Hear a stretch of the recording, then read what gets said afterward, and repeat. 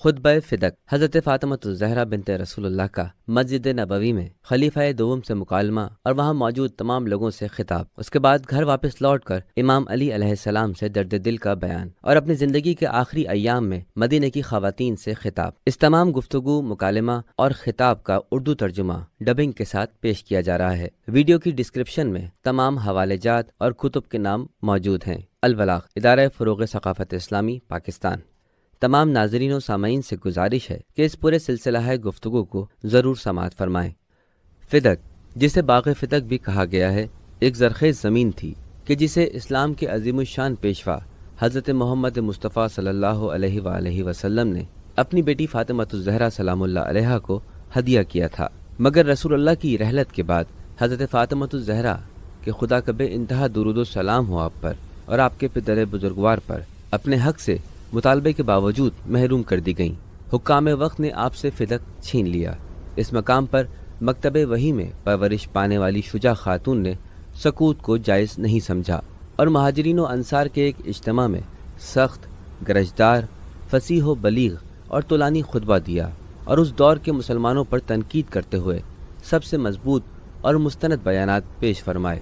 شیعہ اور سنی محدثین نے یہ خطبہ مختلف اسناد کے ساتھ نقل کیا ہے اور ان میں سے بعض عبارتوں کے اندر کچھ الفاظ مختلف موجود ہیں۔ کتاب کشف الغمہ کے مؤلف لکھتے ہیں، حضرت فاطمۃ الزہرا کا شعلہ انگیز خطاب دلوں کو سب سے زیادہ متاثر کرنے والے خطبات میں سے ہے اور فصاحت و بلاغت کے اعتبار سے اس میں بہت سی جدتیں ہیں۔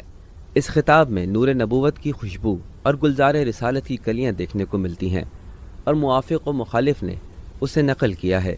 پھر وہ لکھتے ہیں، میں نے اس خطاب کو ابو بکر احمد ابن عبدالعزیز الجوہری کی کتاب السقیفہ سے ایک قدیم نسخے کی بنیاد پر نقل کیا ہے۔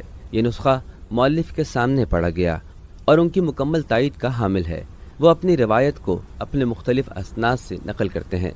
گزشتہ راویوں نے ان کی روایات کی تعریف کی ہے، ان کی تحریروں پر اعتماد کیا ہے اور ان کی احادیث کو قبول کیا ہے۔ پھر ابن ابی الحدید اس خطبے کے سلسلہ اسناد کو روایت خطبہ بحوالہ کتاب احتجاج تبریسی۔ تاہم اس سلسلے میں ہم نے تبریسی کی گراں قدر کتاب الاحتجاج پر اکتفا کیا ہے اور بعض الفاظ کے اختلاف کی طرف بھی اشارہ کر دیا گیا ہے۔ حضرت زہرا کی تشریف آوری۔ عبداللہ ابن الحسین اپنی اسناد کے ساتھ اپنے آباء و اجداد سے روایت کرتے ہیں، جب خلیفہ دوم نے فدق پر قبضے کا قطعی فیصلہ کر لیا اور جب اس اقدام کی پیغمبر اسلام کی بیٹی کو اطلاع ہوئی تو حضرت فاطمۃ الزہرا نے فوراً سر پر چادر ڈالی اور اپنی چند قریبی ترین خواتین کے ہمراہ مسجد نبوی کی طرف روانہ ہو گئیں۔ بڑے وقار و متانت سے چل رہی تھیں اور وہ قدم اس طرح سے اٹھا رہی تھیں کہ گویا رسول خدا قدم اٹھا رہے ہوں۔ خلیفہ دوم مہاجرین و انصار اور دوسرے لوگوں کے اجتماع میں بیٹھے ہوئے تھے۔ پیغمبر اکرم کی لخت جگر ان کے سامنے آ گئیں۔ فاطمہ بنت محمد اور ان کے مابین ایک پردہ لٹکا دیا گیا۔ حضرت زہرا سلام اللہ علیہا وہاں بیٹھ گئیں۔ آپ نے پہلے ایسی فریاد کی کہ مجلس لرز اٹھی اور حاضرین رونے لگے۔ اس کے بعد چند لمحے توقف کیا، یہاں تک کہ لوگ خاموش ہو گئے۔ آہو بکا ختم ہو گئی اور خاتم النبیین محمد مصطفیٰ صلی اللہ علیہ وآلہ وسلم کی اکلوتی یادگار نے اپنی بات شروع کی۔ خدائے مہربان کی بارگاہ میں شکر ادا کیا اور اپنے والد رسول اللہ پر درود بھیجا۔ ایک مرتبہ پھر مسلمانوں کے ہجوم کی آنکھوں سے آنسو جاری ہو گئے اور حضرت نے ناچار یکلخت سکوت کیا، یہاں تک کہ سب خاموش ہو گئے اور اپنی گفتار کا آغاز فرمایا۔ خطبہ فدق کا مکمل اردو ترجمہ۔ بسم اللہ الرحمن الرحیم۔ بنام خدائے رحمان و رحیم۔ ثنائے کامل ہے اللہ کے لیے ان نعمتوں پر جو اس نے عطا فرمائی، اور اس کا شکر ہے اس سمجھ پر جو اس نے اچھائی اور برائی کی تمیز کے لیے عنایت کی ہے، اور اس کی ثنا و توصیف ہے ان نعمتوں پر جو اس نے پیشگی عطا کی ہیں، ان ہماگیر نعمتوں پر جن کے عطا کرنے میں اس نے پہل کی، اور ان نعمتوں کی فراہمی میں تواتر کے ساتھ فراوانی فرمائی۔ اور یہ نعمتیں دائرہ شمار سے وسیع تر ہیں، اور ان کے ادائے شکر کی حدود تک رسائی بہت بعید ہے، اور انسان ان کی بے پایانی کا ادراک کرنے سے قاصر ہے۔ نعمتوں میں اضافہ اور تسلسل کے لیے لوگوں کو شکر کرنے کی ہدایت کی۔ حمد کا حکم اس لیے دیا کہ نعمتوں میں فراوانی ہو، ایسی نعمتوں کی طرف مقرر دعوت دی جو خود بندوں کے لیے مفید ہیں۔ اور میں گواہی دیتی ہوں کہ اللہ کے سوا کوئی معبود نہیں، وہ یکتا ہے، اس کا کوئی شریک نہیں۔ کلمہ شہادت ایک ایسا کلمہ ہے کہ اخلاص عمل کو اس کا نتیجہ قرار دیا ہے۔ کلمہ توحید کے ادراک کو دلوں میں جاگزیں فرمایا اور اس کے ادراک کے ذریعے ذہنوں کو روشنی بخشی۔ نہ وہ نگاہوں کی محدودیت میں آ سکتا ہے اور نہ ہی زبان سے اس کا وصف بیاں ہو سکتا ہے، اور وہم و خیال اس کی کیفیت کو سمجھنے سے قاصر ہے۔ وہ ہر چیز کو لاشے سے وجود میں لایا اور کسی نمونے کے بغیر ان کو ایجاد کیا، اپنی قدرت سے انہیں وجود بخشا اور اپنے ارادے سے ان کی تخلیق فرمائی۔ نہ ان کی ایجاد کی سے ضرورت تھی اور نہ ان کی صورت گری میں اس کا کوئی مفاد تھا۔ وہ صرف اپنی حکمت کو آشکار کرنا چاہتا تھا اور طاعت و بندگی کی طرف توجہ دلانا چاہتا تھا۔ وہ اپنی قدرت کا اظہار کرنا چاہتا تھا اور مخلوق کو اپنی بندگی کے دائرے میں لانا چاہتا تھا۔ وہ اپنی دعوت کو استحکام دینا چاہتا تھا، پھر اس نے اپنی اطاعت کو باعث ثواب اور معصیت کو موجب عذاب قرار دیا تاکہ اس کے بندے اس کے غضب سے بچے رہیں اور اس کی جنت کی طرف گامزن رہیں۔ اور میں گواہی دیتی ہوں کہ میرے پدر محمد صلی اللہ علیہ وآلہ وسلم اللہ کے عبد اور اس کے رسول ہیں۔ اللہ نے ان کو رسول بنانے سے پہلے انہیں برگزیدہ کیا تھا اور ان کی تخلیق سے پہلے ہی ان کا نام روشن کیا، اور مبعوث کرنے سے پہلے انہیں منتخب کیا جب مخلوقات ابھی پردہ غیب میں پوشیدہ تھی، وحشتناک تاریکی میں گم تھی اور عدم کے آخری حدود میں دبکی ہوئی تھی۔ اللہ کو اس وقت بھی آنے والے امور پر آگہی تھی اور آئندہ رونما ہونے والے ہر واقعے پر احاطہ کیے ہوئے تھا، اور تمام مقدرات کی جائے وقوع کی شناخت تھی۔ اللہ نے رسول کو اپنے امور کی تکمیل اور اپنے دستور کے قطعی ارادے اور حتمی مقدرات کو عملی شکل دینے کے لیے مبعوث فرمایا۔ رسول خدا نے اس وقت اقوام عالم کو اس حال میں پایا کہ وہ دینی اعتبار سے فرقوں میں بٹی ہوئی ہیں، کچھ اپنے آتش قدوں میں منہمک اور کچھ بتوں کی پوجا پاٹ میں مصروف، معرفت کے باوجود اللہ کی منکر تھیں۔ پس اللہ تعالیٰ نے میرے والد گرامی محمد صلی اللہ علیہ وآلہ وسلم کے ذریعے اندھیروں کو اجالا کر دیا اور دلوں سے اوہام کو اور آنکھوں سے تیرگی کو دور کر دیا۔ میرے والد نے لوگوں کو ہدایت کا راستہ دکھایا اور انہیں گمراہیوں سے نجات دلائی۔ آپ انہیں اندھے پن سے بینائی کی طرف لائے، نیز آپ نے استوار دین کی طرف ان کی رہنمائی کی، راہ راست کی طرف انہیں دعوت دی۔ پھر اللہ نے آپ کو اپنے پاس بلا لیا، شوق و محبت اور اختیار و رغبت کے ساتھ، نیز آخرت کی ترغیب اور ترجیح کے ساتھ۔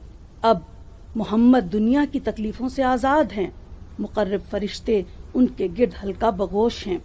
آپ رب غفار کی خوشنودی اور خدائے جبار کے سایہ رحمت میں آسودہ ہیں۔ اللہ کی رحمت ہو اس کے نبی اور امین پر جو ساری مخلوقات سے منتخب و پسندیدہ ہیں، اور اللہ کا سلام ہو، ان کی رحمت ہو اور برکتیں ہوں آپ پر۔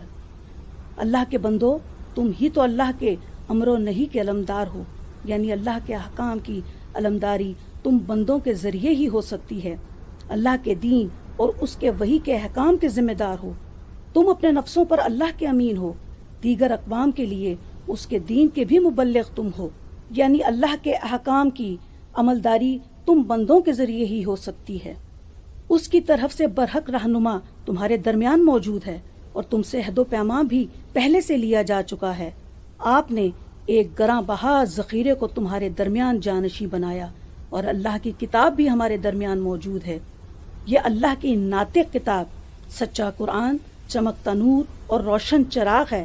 اس کے دروس سے عبرت واضح، اس کے اسرار و رموز آشکار، اور اس کے ظاہری معانی روشن ہیں۔ اس کے پیروکار قابل رشک ہیں۔ اس کی پیروی رضواں کی طرف لے جاتی ہے۔ اسے سننا بھی ذریعہ نجات ہے۔ اس قرآن کے ذریعے اللہ کی روشن دلیلوں کو پایا جا سکتا ہے، بیان شدہ واجبات کو، منع شدہ محرمات کو، روشن دلائل کو، اطمینان بخش براہین کو، مستحبات پر مشتمل فضائل کو، جائز مباحات کو، اور اس کے واجب دستور کو پایا جا سکتا ہے۔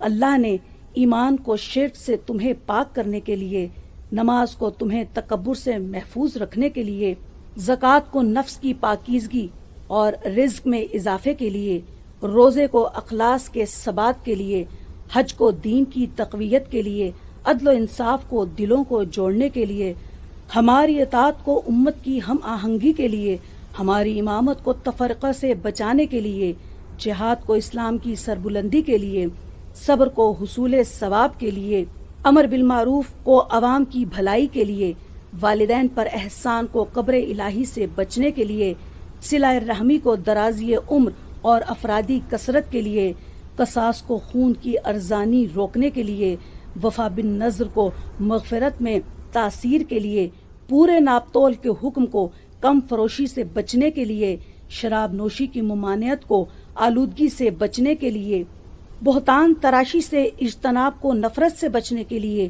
چوری سے پرہیز کو شرافت قائم رکھنے کے لیے، اور شرک کی ممانعت کو اپنی ربوبیت کو خالص بنانے کا ذریعہ بنایا۔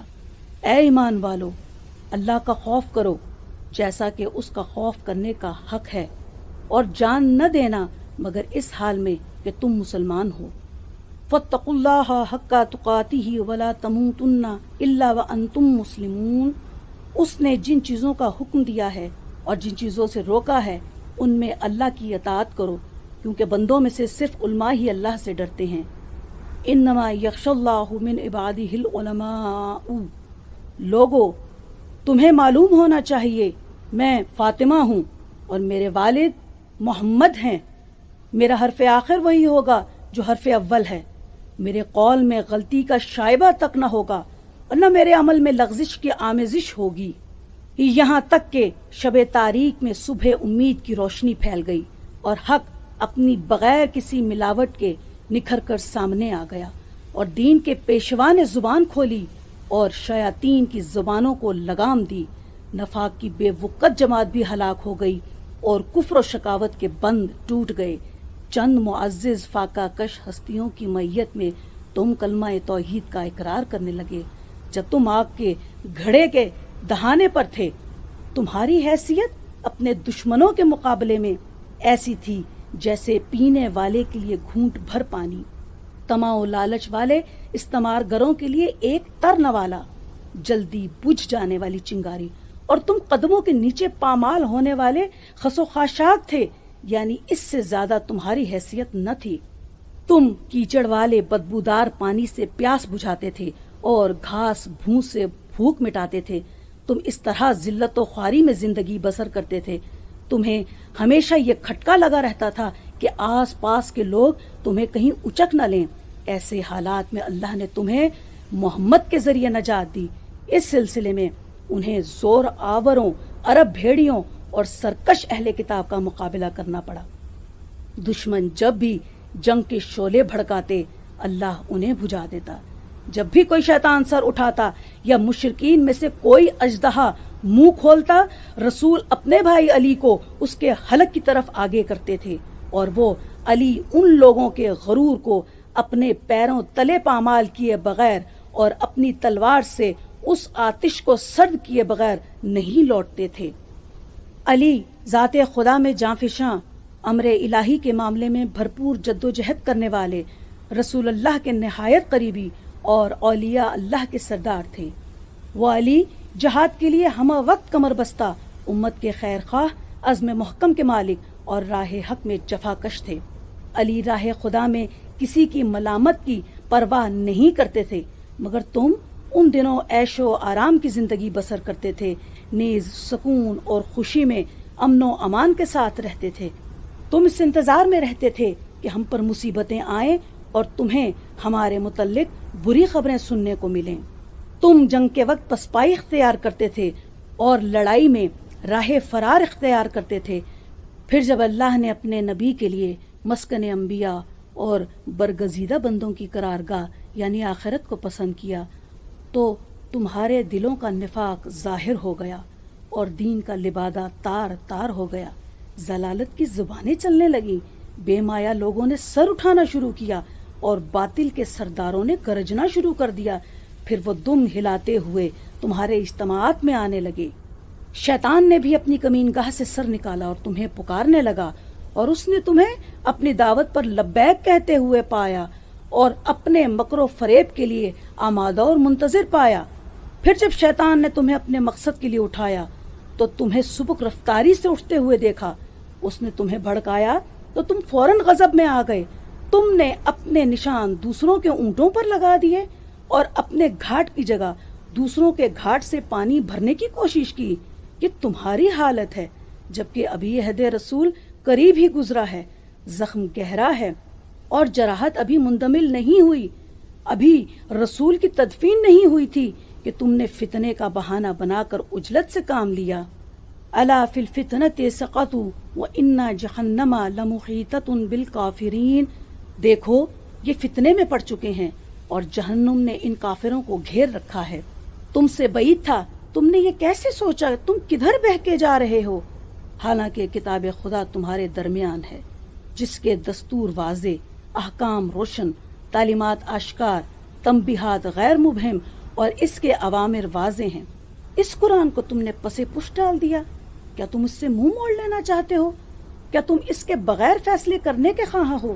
یہ ظالموں کے لیے برا بدل ہے۔ وَمَن يَبْتَغِ غَيْرَ الْإِسْلَامِ دِينًا فَلَن يُقْبَلَ مِنْهُ وَهُوَ فِي الْآخِرَةِ مِنَ الْخَاسِرِينَ۔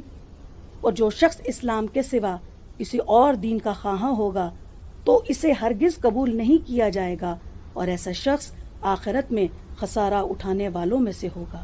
پھر تمہیں اقتدار حاصل کرنے کی اتنی جلدی تھی کہ خلافت کے بتکے ہوئے ناکا کے رام ہونے اور مہار تھامنے کا بھی تم نے مشکل سے انتظار کیا۔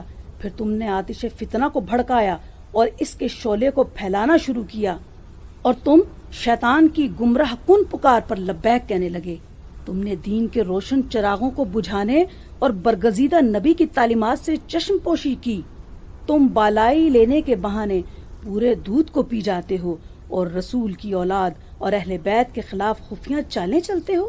تمہاری طرف سے خنجر کے زخم اور نیزے کے وار کے باوجود ہم صبر سے کام لیں گے۔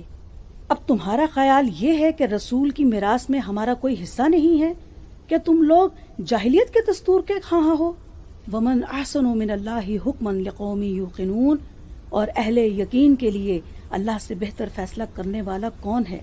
کیا تم جانتے نہیں ہو؟ کیوں نہیں؟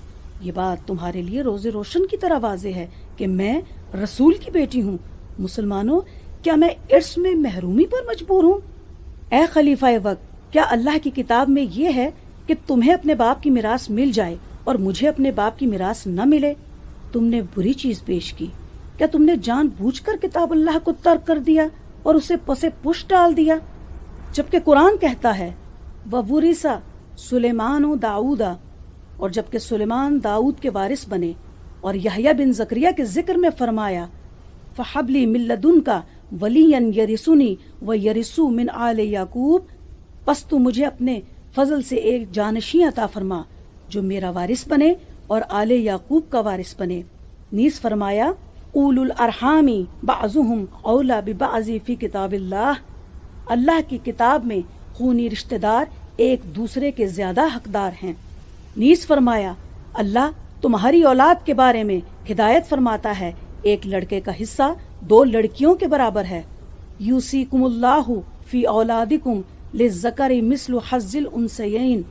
نیز فرمایا اگر مرنے والا مال چھوڑ جائے تو اسے چاہیے کہ والدین اور قریبی رشتہ داروں کے لیے مناسب طور پر وصیت کرے۔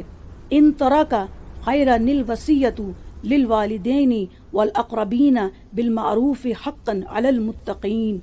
اس کے باوجود تمہارا خیال ہے کہ میرے باپ کی طرف سے میرے لیے نہ کوئی وقت ہے، نہ ارث ہے اور نہ ہمارے درمیان کوئی رشتہ۔ کیا اللہ نے تمہارے لیے کوئی مخصوص آیت نازل کی ہے جس میں میرے والد گرامی شامل نہیں ہیں؟ کیا تم یہ کہتے ہو کہ 2 مختلف دین والے باہم وارث نہیں بن سکتے؟ کیا میں اور میرے والد ایک ہی دین سے تعلق نہیں رکھتے؟ کیا میرے باپ اور میرے چچا زاد علی سے زیادہ تم قرآن کے عمومی اور خصوصی احکام کا علم رکھتے ہو؟ لے جاؤ میری وراثت کو اس آمادہ سواری کی طرح جس کی مہار ہاتھ میں ہو۔ تمہارے ساتھ حشر میں میری ملاقات ہوگی، جہاں بہترین فیصلہ سنانے والا اللہ ہوگا اور محمد کی سرپرستی ہوگی اور عدالت کی وعدہ گاہ قیامت ہوگی۔ جب قیامت کی گھڑی آئے گی تو باطل پرست خسارہ اٹھائیں گے۔ اس وقت ندامت سے کوئی فائدہ نہیں ملے گا۔ وَلِكُلِّ نَبَإٍ مُسْتَقَرٌّ وَسَوْفَ تَعْلَمُونَ، ہر خبر کے لیے ایک وقت مقرر ہے، ان قریب تمہیں معلوم ہو جائے گا کس پر رسوا کن عذاب آتا ہے اور کس پر دائمی عذاب نازل ہونے والا ہے۔ مَن یاتیہ عذاب یخزیہ ویحل علیہ عذاب مقیم، اے بزرگوں اور ملت کے بازوؤں اور اسلام کے نگہبانوں، میرے حق میں اس حد تک سستی، مجھے میرا حق دلانے میں اتنی کوتاہی کا کیا مطلب؟ کیا اللہ کے رسول اور میرے پدر بزرگوار یہ نہیں فرماتے تھے کہ شخصیت کا احترام اس کی اولاد کے احترام کے ذریعے برقرار رکھا جاتا ہے؟ کس سرعت سے تم نے بدعت شروع کر دی اور کتنی جلدی اندر کی غلاظت باہر نکل آئی، حالانکہ تم میری کوششوں میں تعاون کر سکتے تھے اور میرے مطالبے کی تائید و حمایت کر سکتے تھے۔ کیا تمہارا یہ گمان ہے کہ محمد اس دنیا میں نہیں رہے لہٰذا ہم پر کوئی ذمہ داری عائد نہیں ہوتی؟ ان کی رحلت عظیم سانحہ ہے جس کی دراڑ کشادہ ہے، اس کا شگاف اتنا چوڑا ہے جسے بھرا نہیں جا سکتا۔ ان کی رحلت سے زمین پر اندھیرا چھا گیا، نیز سورج اور چاند کو گرہن لگ گیا، ستارے بکھر گئے، امیدیں یاس میں بدل گئی ہیں اور پہاڑ شکست و ریخت سے دوچار ہو گئے۔ حضور کی رحلت کے موقع پر نہ تو حرم رسول کو تحفظ ملا اور نہ ہی حرمت رسول کا لحاظ رکھا گیا۔ بخدا یہ بہت بڑا حادثہ تھا اور عظیم مصیبت تھی، نہ اس جیسا کوئی دلخراش واقعہ کبھی پیش آیا، نہ اتنی بڑی مصیبت واقعہ ہوئی۔ اللہ کی کتاب نے تو اس کا پہلے اعلان کر دیا تھا، جسے تم اپنے گھروں میں بلند اور دھیمی آواز میں خوش الحانی کے ساتھ تلاوت کرتے ہو، ایسا اعلان جس سے سابقہ انبیاء اور رسل کو دوچار ہونا پڑا، جو ایک حتمی فیصلہ اور قطعی حکم ہے، اور وہ اعلان یہ ہے: وما محمد الا رسول قد خلت من قبلہ الرسل افإن مات او قتل انقلبتم على اعقابکم ومن ينقلب على عقبیہ فلن یضر اللہ شیئا وسیجزی اللہ الشاکرین۔ اور محمد تو بس رسول ہیں، ان سے پہلے اور بھی رسول گزر چکے ہیں، بھلا اگر یہ وفات پا جائیں یا قتل کر دیے جائیں تو کیا تم الٹے پاؤں پھر جاؤ گے؟ جو الٹے پاؤں پھر جائے گا وہ اللہ کو کوئی نقصان نہیں پہنچا سکے گا، اور اللہ شکر گزاروں کو عنقریب جزا دے گا۔ تم سے بعید تھا اے قیلہ کے فرزندو کہ میرے باپ کی میراث مجھ سے چھینی جائے، اور تم سامنے کھڑے دیکھ رہے ہو، میری آنکھوں کے سامنے بھرے مجمعوں اور محفلوں کے سامنے میری دعوت تم تک پہنچ رہی ہے، میرے حالات سے تم آگاہ ہو، اور تم تعداد و استعداد، سامان حرب، قوت میں کمزور نہیں ہو، تمہارے پاس کافی اسلحہ اور دفاعی سامان موجود ہے، میری پکار تم تک پہنچ رہی ہے اور چپ سادے کھڑے ہو۔ تم میری فریاد سن رہے ہو اور فریاد رسی نہیں کرتے، حالانکہ بہادری میں تمہاری شہرت ہے، تم خیر و صلاح میں معروف ہو، تم وہ برگزیدہ لوگ ہو جو ہم اہل بیت کے لیے پسندیدہ لوگوں میں شمار ہوتے ہو۔ تم نے عربوں کے خلاف جنگ لڑی، تم نے اذیت اور سختیاں برداشت کی، تم دیگر اقوام کے ساتھ نبرد آزما ہوئے، تم نے جنگجوؤں کا مقابلہ کیا، تم ہمیشہ ہمارے ساتھ اور ہم تمہارے ساتھ رہے، تم نے ہمارے احکام کی تعمیل کی، یہاں تک کہ جب ہمارے ذریعے اسلام اپنے محور میں گھومنے لگا اور زمانے کی برکتیں فراواں ہو گئیں، شرک کا نعرہ دب گیا، جھوٹ کا زور ٹوٹا، کفر کی آگ بجھی، فتنے کی آواز دب گئی اور دین کا نظام مستحکم ہو گیا، تو اب حقیقت واضح ہونے کے بعد متحیر کیوں ہو؟ حقیقت آشکار ہونے کے بعد پردہ کیوں ڈالتے ہو؟ پیش قدمی کے بعد پیچھے کیوں ہٹ رہے ہو؟ ایمان کے بعد شرک کے مرتکب کیوں ہو رہے ہو؟ کیا تم ایسے لوگوں سے نہیں لڑو گے جو اپنے عہد کے بعد اپنی قسمیں توڑ دیتے ہیں، اور جنہوں نے رسول کو نکالنے کا ارادہ کیا تھا انہی لوگوں نے تم سے زیادتی میں پہل کی؟ کیا تم ان سے ڈرتے ہو؟ اگر تم مومن ہو تو اللہ اس بات کا زیادہ حقدار ہے کہ تم اس سے ڈرو۔ اچھا، میں دیکھ رہی ہوں تم راحت طلب ہو گئے ہو، اور جو شخص امور مملکت چلانے کا زیادہ حقدار یعنی علی ابن ابی طالب ہیں، اسے تم نے نظر انداز کر دیا۔ تم نے اپنے لیے کنج عافیت تلاش کر لیا اور تنگ دستی سے نکل کر تونگری حاصل کر لی۔ تم نے ایمان کی جو باتیں یاد کی تھی انہیں ہوا میں بکھیر دیا، اور جس طعام کو گوارا سمجھ کر نگل لیا تھا اسے نکال پھینکا۔ اگر تم زمین میں بسنے والے سب کفران نعمت کریں تو بھی اللہ بے نیاز اور لائق حمد ہے۔ سنو، جو کچھ میں نے کہا وہ اس علم کی بنیاد پر کہا جو مجھے حاصل ہے، اس بے وفائی پر جو تمہارے اندر رچ بس گئی ہے، اس عہد شکنی پر جسے تمہارے دلوں نے اپنا شعار بنا لیا ہے۔ میری یہ گفتگو سوزش جاں تھی جو جوش میں آ گئی، اور غم و غصے کی آگ تھی جو بھڑک اٹھی۔ اعضاء و جوارے کا ساتھ چھوڑ دینے کی نقاہت تھی، سینے کا درد و علم تھا، اور حجت تمام کرنا چاہتی تھی۔ اقتدار کے اونٹ کو سنبھالو، اس پر پالان کس لو، مگر یاد رکھو اس کی پیٹھ مجروح اور پاؤں کمزور ہیں۔ دائمی ننگوار اس کے ساتھ ہے، اور یہ اللہ کے غضب کی نشانی ہوگی، اور ساتھ ہی ابدی ننگوار بھی ہوگا۔ یہ اس آتش سے وابستہ ہے جو اللہ نے بھڑکائی ہے، جس کی تپش دلوں تک پہنچتی ہے۔ تمہارا یہ سلوک اللہ کے سامنے ہے۔ وَسَيَعْلَمُ الَّذِينَ ظَلَمُوا أَيَّ مُنْقَلِبٍ يَنْقَلِبُونَ، ظالموں کو ان قریب معلوم ہو جائے گا کہ وہ کس انجام کو پلٹ کر جائیں گے، اور میں اس کی بیٹی ہوں جو تمہیں عذاب کی آمد سے پہلے تنبیہ کرنے والا ہے۔ تم نے جو کرنا ہے وہ کر لو، ہم بھی اپنا عمل انجام دیں گے، تم بھی انتظار کرو، ہم بھی انتظار کریں گے۔ اس کے بعد خلیفہ دوم نے جناب سیدہ فاطمہ الزہرا سلام اللہ علیہا کو مخاطب کر کے یوں جواب دیا: اے بنت رسول خدا، آپ کے پدر مومنین کی نسبت مہربان تھے، ان کو احترام دیتے تھے اور مہربانی و شفقت کے ساتھ ان کے ساتھ سلوک کرتے تھے، اور اس کے مقابلے میں کافروں کے لیے دردناک عذاب اور سخت عقوبت شمار ہوتے تھے۔ ہاں، اگر ہم خاندانی نسب کا جائزہ لیں تو خواتین میں سے انہیں صرف آپ کے والد اور مردوں میں سے صرف آپ کے ہمسر علی کا بھائی پائیں گے۔ علی کے بارے میں کہوں گا کہ رسول اللہ انہیں اپنے تمام ساتھیوں اور مددگاروں پر برتری دیتے تھے، وہ بھی مشکل ترین معاملات میں آن حضرت کے آگے بڑھ کر نصرت کرتے تھے۔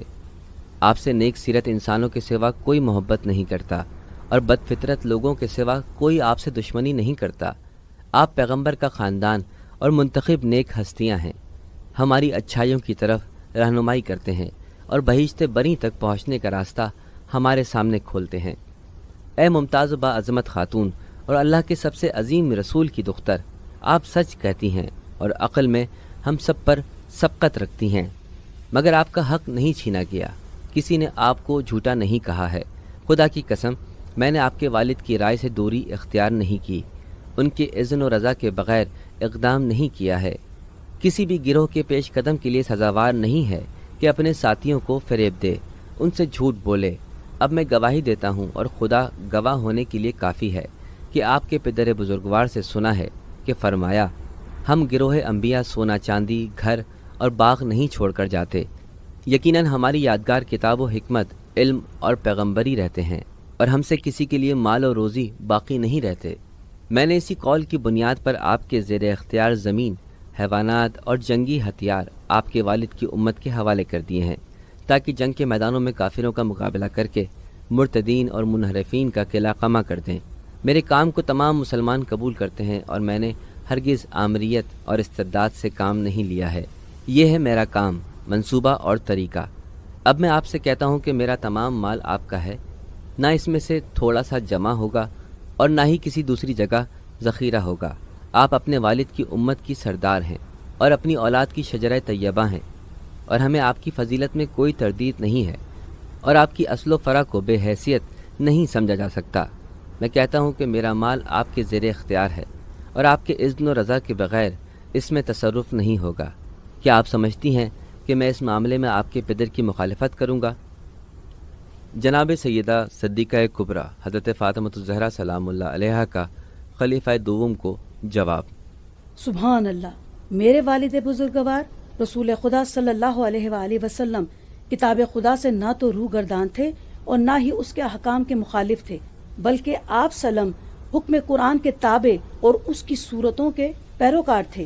کیا تم نے رسول خدا پر جھوٹ باندھ کر دغا بازی پر اجماع کر لیا ہے؟ کیا تم نے رسول خدا پر جھوٹ باندھ کر دغا بازی پر اجماع کر لیا ہے؟ تمہارا کام آپ سلم کے زمانہ حیات میں ہیلا گروں کے بے نتیجہ فتنوں اور شرور سے مختلف نہیں ہے، مگر یہ کہ تم نے آپ سلم کی رحلت کے بعد اپنے منصوبوں کا آغاز کیا۔ یہ خدا کی کتاب ہے، عادل، حاکم اور ایسی ناطق جس کا کلام اختلافات کو ختم کرنے والا ہے۔ اس کتاب میں زکریا کی داستان میں پڑھتے ہیں وہ یحییٰ مجھ سے اور آل یعقوب سے میراث پائے، اور سلیمان کی داستان میں فرماتا ہے سلیمان نے داؤد سے میراث پائی۔ خدائے واحد قرآن میں کس طرح حصوں کی کیفیت بیان کر رہا ہے، ارث پانے والوں کو مشخص کر رہا ہے، مرد و زن کے حصوں کا اعلان فرما رہا ہے تاکہ بیمار دل کوئی بات نہ کر سکیں اور آئندہ کے لوگ اشتباہ کا شکار نہ ہوں۔ کس قدر زیبا ہے کلام خدا کہ فرمایا بے شک تمہارے نفسوں نے تمہارے سامنے ایک امر کو خوشنما بنا کر پیش کر دیا، پس میرے لیے صبر جمیل ہی مناسب ہے، اور جو باتیں تم بنا رہے ہو اس پر خدا ہی سے مدد طلب کی جائے گی۔ اس کے بعد خلیفہ دوم کا جناب سیدہ سلام اللہ علیہا کے اس جواب پر دوبارہ جواب، خدا بھی سچا اور خدا کا رسول بھی سچا اور ان کی بیٹی بھی سچی، کہ جو حکمت کا کان، ہدایت اور رحمت کی قیامت گاہ اور دین کا پائیدار محور ہیں۔ آپ کی درست فکر اور صاحب کلام کا کوئی انکار نہیں کر سکتا۔ یہ مسلمان میرے اور آپ کے درمیان موجود ہیں کہ جنہوں نے مجھے حاکم بنایا ہے، اور میں نے سب کی متفقہ رائے سے فدق کی زمین کو آپ سے لے کر اپنے قبضے میں کر لیا ہے۔ یہ سب لوگ شہادت دیتے ہیں کہ میں نے اس اقدام میں نہ مطلق العنانی کی ہے، نہ تکبر کیا ہے، نہ جفا کی ہے، اور نہ ہی خود کو دوسروں پر مقدم کیا ہے۔ جناب سیدہ فاطمہ سلام اللہ علیہا نے جب خلیفہ دوم کا یہ جواب سنا تو ان سے برداشت نہ ہوا، اور مسجد نبوی میں بیٹھے لوگوں کی طرف رخ کر کے فرمایا، اے انسانوں کا وہ گروہ جو باطل اختیار کرنے میں جلدی کرنے والا ہے اور جسے فعل کبھی کرنے سے کوئی باک نہیں ہے، کیا تم لوگ قرآن میں غور و فکر نہیں کرتے؟ کیا تمہارے دلوں پر تالے لگے ہوئے ہیں؟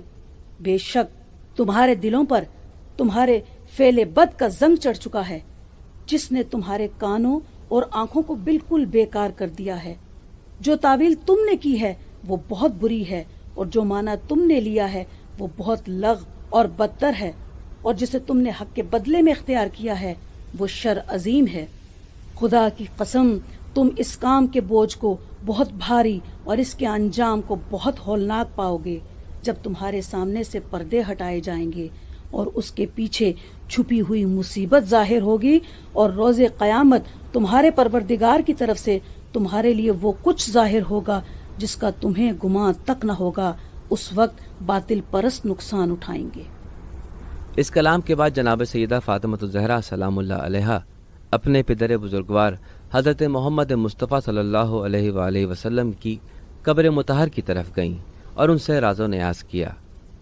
بابا جان، آپ کے بعد برے حالات اور فتنے پیدا ہوئے، اگر آپ موجود ہوتے تو انہیں تحمل نہ کرتے۔ بابا، ہم نے آپ کو ایسے کھویا جیسے زمین اپنے برسنے والے بادل کے پانی کو کھو دیتی ہے۔ آپ کی امت کا شرازہ بکھر چکا ہے۔ بابا، آپ خود آ کر دیکھیں انہوں نے راہ حق سے کیسے انحراف کر لیا۔ آپ ہمارے درمیان سے عالم بقا کی طرف چلے گئے، اور آپ کی رحلت کے ساتھ آسمانی وحی کا سلسلہ بھی بند ہو گیا۔ پیارے بابا، جیسے ہی آپ کی رحلت ہوئی ہمارے اور آپ کے درمیان مٹی حائل ہوئی، لوگوں نے اپنے سینوں میں دبے خفیہ عزائم ہمارے سامنے ظاہر کر دیے۔ بابا، لوگوں نے ہم سے تلخ رویہ اختیار کر لیا۔ آپ کے جانے کے بعد ہمیں حقیر سمجھا گیا، اور آج ہمارے حقوق غصب ہو رہے ہیں۔ بابا جان، آپ تو دنیا کے لیے روشنی اور 14ویں کا چاند تھے، جس کی روشنی سے سب بہرہ مند ہوتے تھے، اور خدائے قادر کی طرف سے آپ پر تو آسمانی کتاب نازل ہوئی تھی۔ جبرائیل آیات الہی لا کر ہمیں مانوس رکھتے تھے۔ جب سے آپ رخصت ہوئے ہیں تمام کی تمام اچھائیاں چھپ گئی ہیں۔ اے کاش بابا، آپ سے پہلے ہمیں موت آ گئی ہوتی، مگر آپ نے آنکھیں بند کی اور ہماری جان پر بھاری غم و اندوہ آن پڑا۔ پیارے بابا، آپ کی رحلت کے ساتھ ایسی سختیاں اور بلائیں ہم پر ٹوٹی کہ عرب و عجم میں سے کوئی ان میں مبتلا نہیں ہوا۔ جناب فاطمہ الزہرا سلام اللہ علیہا نے قبر رسول اطہر کی زیارت کے بعد اپنے گھر کی طرف رخ کیا اور واپسی کا سفر شروع کیا۔ کتاب بلاغات النساء کے مؤلف لکھتے ہیں، ہمیں ہرگز کوئی ایسا دن یاد نہیں ہے کہ جب مرد و زن نے اس دن کی مثل گریہ و زاری کی ہو۔ سید مرتضیٰ، شیخ توسی اور دوسروں نے اپنی روایات میں نقل کیا ہے کہ عالم اسلام کی ممتاز خاتون اس خطاب کے بعد گھر واپس آ گئیں۔ امیر المومنین علی علیہ السلام اپنی زوجہ کا انتظار کر رہے تھے۔ چند لمحے گزر گئے۔ صدیقہ کبریٰ نے کچھ دیر استراحت کی۔ استراحت کے بعد امیر المومنین امام علی علیہ السلام کو جناب سیدہ نے مخاطب کیا اور آپ سے فرمایا، اے فرزند ابو طالب، آپ گھر میں پردہ نشین ہو گئے اور تہمت زدہ کی طرح گھر میں بیٹھ گئے۔ آپ نے شہبازوں کے پر توڑے ہیں اور اب کمزور پرندوں کے پر آپ سے خیانت کرنے لگے ہیں۔ خلیفہ وقت میرے والد کا تحفہ اور میرے بچوں کا رزق مجھ سے چھین رہا ہے۔ اس نے کھل کر مجھ سے دشمنی کی ہے اور میں نے اسے اپنا بدترین دشمن پایا ہے۔ اب ہماری مظلومیت کی حالت یہ ہے کہ انصار نے اپنی مدد ہم سے روک لی ہے، مہاجرین نے ہم سے تعلقات منقطع کر لیا ہیں اور لوگوں نے ہماری مدد سے چشم پوشی اختیار کر لی ہے۔ اب نہ تو کوئی دفاع کرنے والا ہے اور نہ ہی کوئی روکنے والا۔ میں اپنے غصے کو ضبط کر کے گھر سے نکلی تھی اور ستم رسیدہ بن کر واپس آئی ہوں۔ آپ نے اسلام کی مصلحت کی خاطر جس دن سے تلوار نیام میں کر لی، اس دن سے اپنے آپ کو خانہ نشین کر لیا۔ اس سے قبل آپ بھیڑیوں کو پھاڑا کرتے تھے، اب کیوں خاک نشین بن گئے؟ آپ نے کسی بد اندیش گفتگو کرنے والے کو نہ روکا اور کسی باطل کو دور نہ کیا، جبکہ میرے اختیار میں تو کچھ نہیں ہے۔ ہائے، یہ کتنا سخت دن ہے! کاش اس توہین و تذلیل سے قبل مجھے موت آ جاتی۔ میرا پشت پناہ اللہ ہے جو اس سے غضبناک ہو اور آپ کی حمایت کرے۔ ہر صبح میرے اوپر آفتیں نازل ہو رہی ہیں، ہر شام مجھ پر آفتیں پڑ رہی ہیں۔ ہمارا سہارا اس دنیا سے چلا گیا اور بازو کمزور ہو گیا۔ میں والد کی خدمت میں اپنے اوپر ہونے والے ظلم کی شکایت کروں گی اور اپنے اوپر ہونے والے ستم کی فریاد رب کے حضور کروں گی۔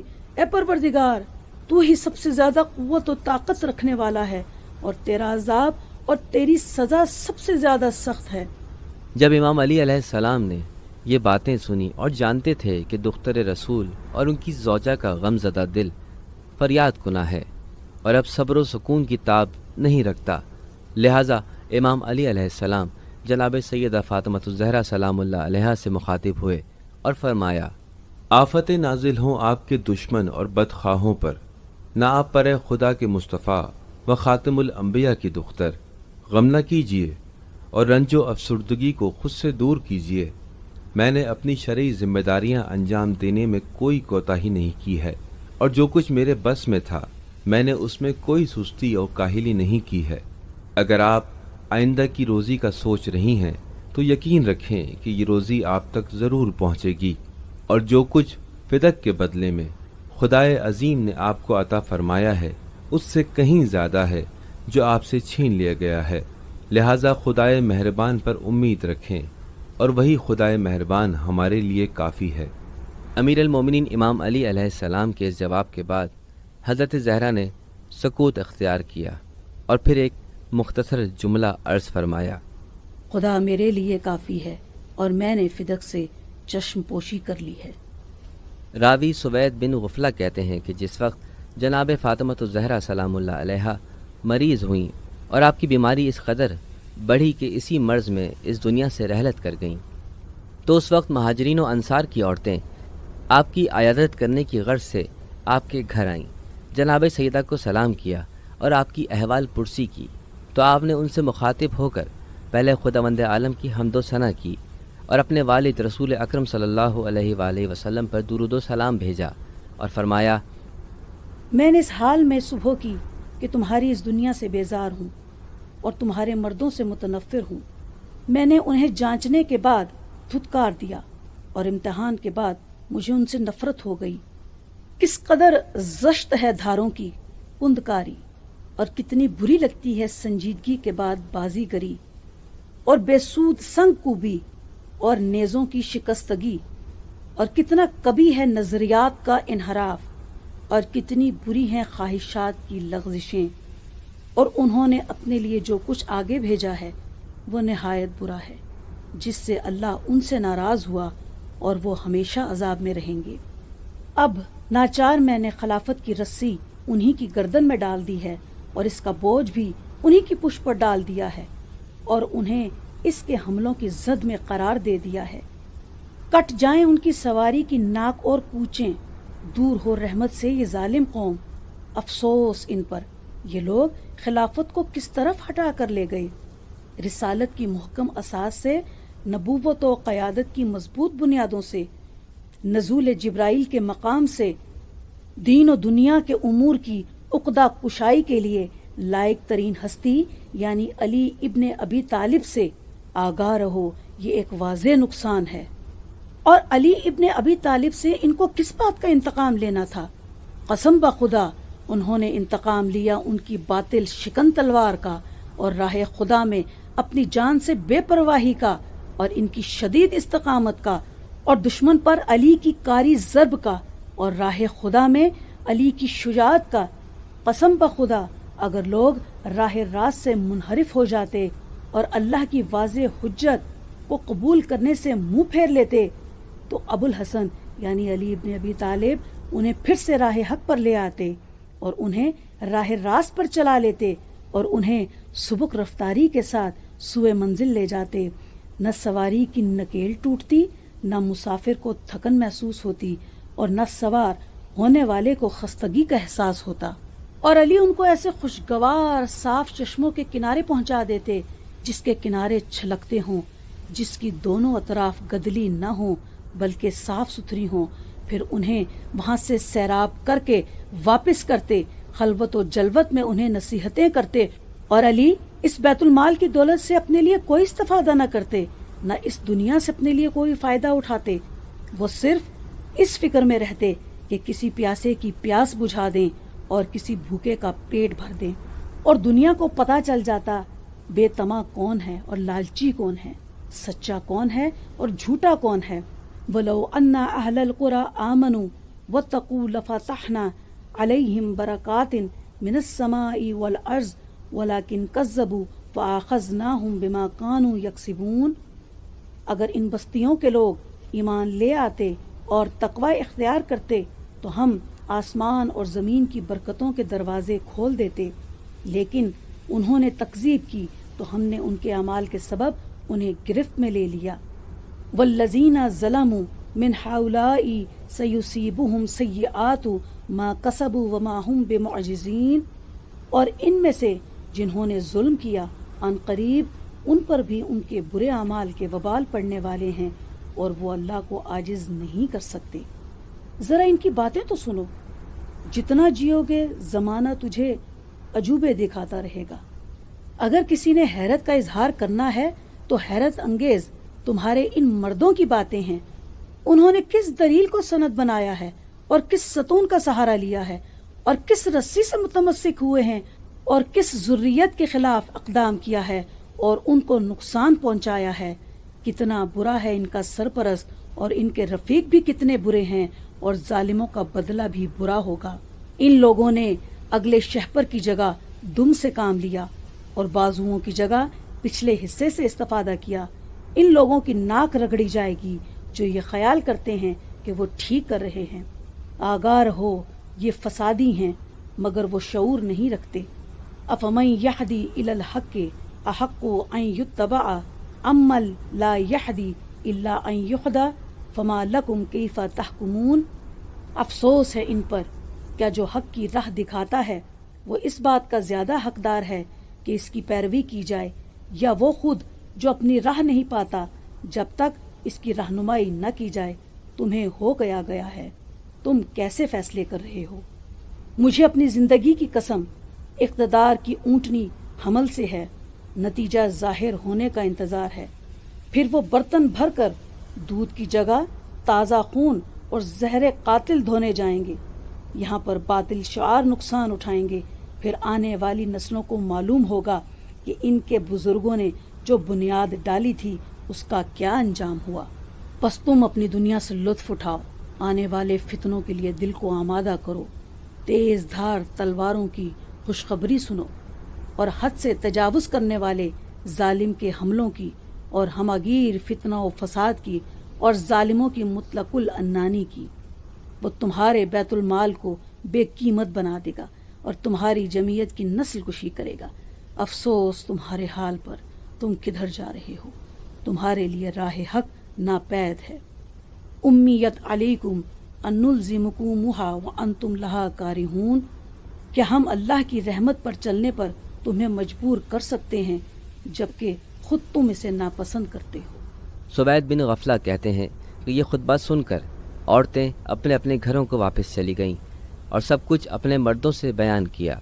तो उनमें से महाजरीन व अंसार के बाज़ लोग उज़्र ख्वाही के लिए जनाब सैयदा सलामुल्लाह अलैहा के घर तशरीफ़ ले आए और कहा, ए सैयदतुन निसाइल आलमीन, अगर हमारी बैत से पहले अबुल हसन ने हमको ये सब कुछ बता दिया होता तो फिर हम ऐसा ना करते और आपसे दूर ना होते, यानी सकीफ़ा में बैत ना करते।